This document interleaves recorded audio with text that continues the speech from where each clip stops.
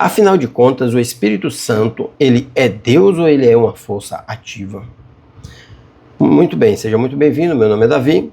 Se inscreva no canal caso ainda não seja inscrito e deixe também a sua contribuição com seus comentários, o que você acha a respeito deste assunto. Afinal de contas, o Espírito Santo, ele é Deus, ele é uma força ativa, ele é uma pessoa, quem ele é? Quando nós paramos para analisarmos o contexto bíblico a respeito do Pai, do Filho e do Espírito Santo, isso forma a Trindade. Nós não temos a palavra Trindade Santa nas Escrituras Sagradas, mas nós vamos encontrar Jesus ensinando como devemos batizar em nome do Pai, do Filho e do Espírito Santo. Nós ainda encontramos também os apóstolos fazendo menção em nome do Pai, do Filho e do Espírito Santo na bênção apostólica em que eles davam, e assim eles se cumprimentavam e se despediam após os seus cultos, após as suas reuniões ali naquele tempo. Então, é visível de que existe sim o Pai, que existe o Filho e que existe o Espírito Santo. Quando falamos do Pai, logo entendemos o arquiteto de toda a criação, o responsável pela existência de todas as coisas. Quando falamos do Filho, o Filho é por meio de que todas as coisas foram criadas, e ele também é apresentado na Bíblia Sagrada como Deus. Algumas pessoas, no meu ponto de vista, falam que o Espírito Santo pairava sobre as águas. Para mim, aquela passagem bíblica em Gênesis capítulo 1 se fala da pessoa de Deus e não do Espírito Santo, como alguns assim apontam. Pelo menos é a forma em que eu vejo. Se você parar e começar a ler o contexto bíblico de Gênesis, você vai encontrar que no princípio o Espírito de Deus pairava sobre as águas da terra, que era vazia e sem forma. Então eu entendo que ali inicia-se a história da humanidade a partir daquele trecho. Sendo assim, eu percebo que ali era o próprio Deus andando sobre as águas. E por que assim eu acho? Porque no livro de João, no capítulo 4, o próprio Jesus vai declarar: Deus é Espírito, e importa que o adoremos em Espírito e em verdade. Foi o que Jesus falou para a mulher samaritana. Então, o Espírito Santo, ele é Espírito, mas Deus também é Espírito, e Jesus no Velho Testamento, ele também era Espírito. Quando nós vamos falar a respeito do Filho, nós vamos perceber que ele já existia lá na eternidade.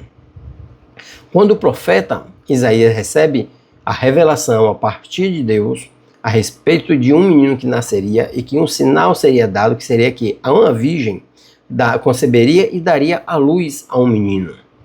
E o seu nome seria Manuel, ou seja, Deus conosco. Em João, no capítulo 1, vai dizer que Jesus ele tabernaculou entre os homens. E isso faz um paralelo diretamente com o deserto do povo de Israel ali no Êxodo, quando o tabernáculo foi estabelecido por Deus e foi posto no meio do povo de Israel para que, através deste, Deus fosse adorado. Bom, acontece que em nenhum desses pontos bíblicos vai falar diretamente a respeito de forma clara do Espírito Santo, de como ele agia na antiguidade, porque no momento presente nós temos várias representações, nós temos várias menções do Espírito Santo no Novo Testamento. Aliás, o livro de Atos, que é titularizado como Atos dos Apóstolos, deveria ser Atos do Espírito, porque ali fala mais sobre os atos do Espírito do que o próprio Atos dos Apóstolos. Mas voltando ao Velho Testamento, nós não temos uma claridade a respeito da pessoa do Espírito Santo. Porque em alguns momentos fala Espírito do Senhor, Espírito de Deus, e nós não sabemos distinguir de forma clara e objetiva de quem é que está se referindo. Está se referindo a Jesus? Está se referindo ao Espírito Santo? Está se referindo ao próprio Deus? Nós não temos isso. Porém, no Novo Testamento, isso vai se revelando gradualmente. Isso é chamado, no contexto teológico, de revelação progressiva. E realmente é o que acontece. Porque quando Jesus diz, eu sou, nós vamos lembrar logo do Êxodo, quando Moisés pede o nome de Deus. Ora, eu vou lá salvar o teu povo. E eu vou dizer que quem mandou? E a resposta foi: diga ao povo que o eu sou te enviou. E Jesus vai e volta lá em João e fala: o eu sou antes de Abraão. Ou seja, ali nós entendemos que era o próprio Jesus falando com Moisés, mas no contexto bíblico ali seria Deus. Aliás, falando ainda de Jesus, no livro de João, no capítulo 1, fala: no princípio era o verbo estava com Deus, o verbo era Deus. João, na ilha de Patmos, mais uma vez, vai dizer: estamos no verdadeiro Deus, isto é, Jesus Cristo. Então, Jesus, a Bíblia declara de forma direta que ele é Deus. Mas e o Espírito Santo? Fala que ele é Deus? Ora, se o Espírito Santo não é Deus, então ele seria uma força ativa? Vamos lá. A Bíblia vai dizer em Romanos, no capítulo 8, que ele intercede por nós. E que essa intercessão é com choros inexprimíveis. Uma força ativa, ele choraria? Teria esse sentimento? A Bíblia ainda diz que o Espírito Santo tem ciúme de nós. Paulo ele vai escrevendo aos Coríntios, vai dizer: não sabeis vós que o Espírito Santo tem ciúme de vós? Ainda o próprio Paulo vai dizer: vós sois o templo do Espírito Santo. Ora, se o Espírito Santo, ele chora, ele tem tristeza, ele também se alegra, ele tem ciúme de nós, tem sentimento, apresenta sentimentos, ele pode escolher, pois ele separou Paulo e Barnabé para ir levar a palavra aos gentios. Ele também é quem escolhe qual o dom vai dar para determinada pessoa. É ele quem distribui os dons espirituais. É ele também que convence o homem da justiça e do pecado. Ora, poderia, porventura, uma força ativa fazer tais coisas? Eu acredito que não. Logo, eu percebo que o Espírito Santo ele é uma pessoa. Agora, vale aqui entender se essa pessoa é Deus. Vejamos. O Espírito Santo, ele já existia lá no Velho Testamento. Sim ou não? Claro que sim. Perceba como ele derramava poder e autoridade aos escolhidos de Deus. Saul, o primeiro rei de Israel. O Espírito Santo deu a este dom de profecia. Saul foi visto profetizando e até disseram: será este agora um novo profeta para o povo de Israel? Porém, quando Saul se ensoberbece, o Espírito sai de Saul e vai agora para Davi. Agora, o Espírito Santo em Davi, Davi vence Golias, vence urso, vence leão. Davi é o homem segundo o coração de Deus. É este mesmo poder, esta mesma autoridade que era derramado nos profetas, nos reis, nos juízes, para direcionar o povo de Israel, agora é derramado na igreja com a promessa feita pelo próprio Deus através de Joel. Joel capítulo 2, lembra?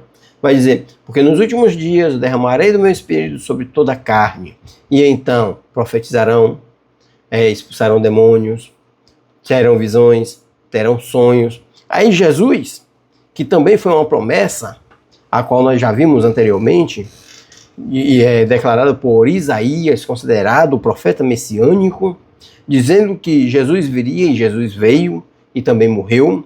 Mas no Velho Testamento havia uma promessa também de que nos últimos dias o Espírito Santo de Deus seria derramado sobre cada um de nós.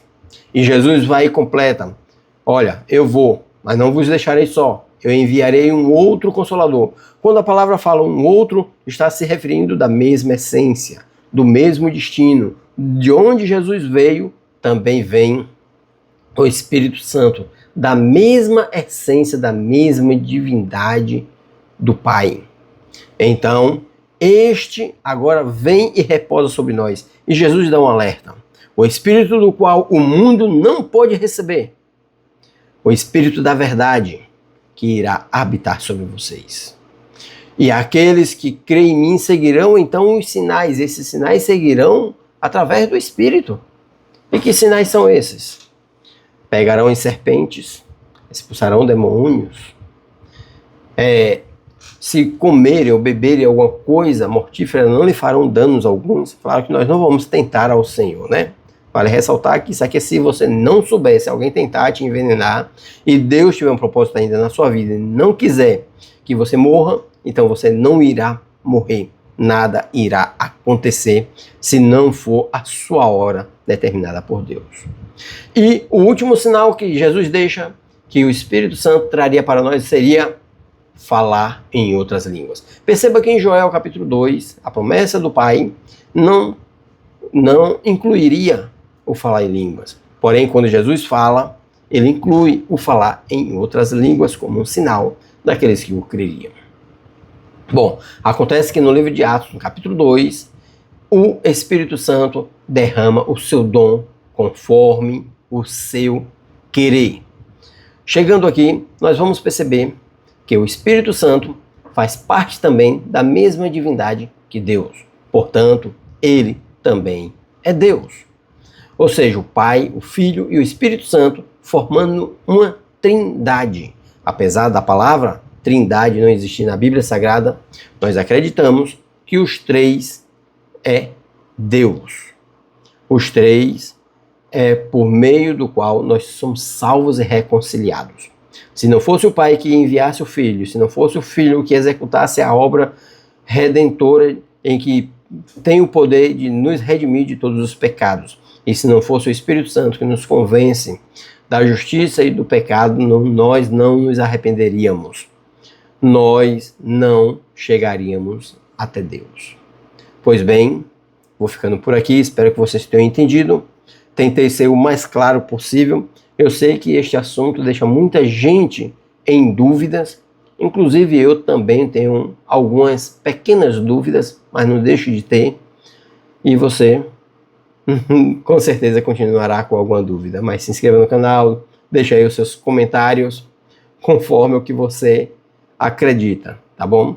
Que Deus abençoe e até a próxima, se Deus quiser.